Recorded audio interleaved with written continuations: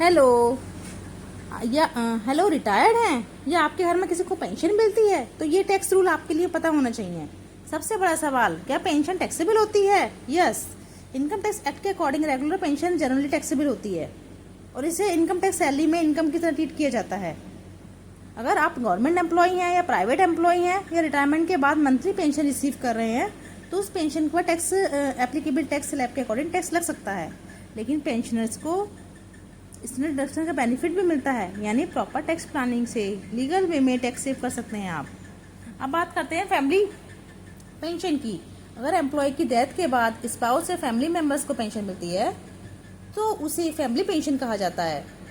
ये सैलरी में टैक्सेबल नहीं होती। फैमिली पेंशन को इनकम फ्रॉम अदर सोर्सेज के अंदर टैक्सेबल किया जाता है। डिडक्शन डिडक्शन फैमिली पेंशन पर स्पेशल डिडक्शन भी मिलती है। 25,000 या 1/3 ऑफ पेंशन जो भी कम हो उस अमाउंट रिडक्शन क्लेम की जा सकती है। सीनियर और अब बात करते हैं सीनियर सिटीजन रिलीफ के बारे में। सीनियर सिटीजन्स के लिए गवर्नमेंट ने स्पेशल रिलीफ भी दिया है। अगर एज 75 ईयर से उससे ज़्यादा है और इनकम सिर्फ पेंशन और सेम बैंक इंटरेस्ट है तो कुछ केसेस में ITR फाइलिंग की एग्जम्पशन भी मिल सकती है। बहुत लोग पेंशन इनकम को इग्नोर कर देते हैं, लेकिन गलत ITR फाइलिंग या नॉन रिपोर्टिंग से नोटिस भी आ सकता है। इसलिए पेंशन इनकम को प्रॉपर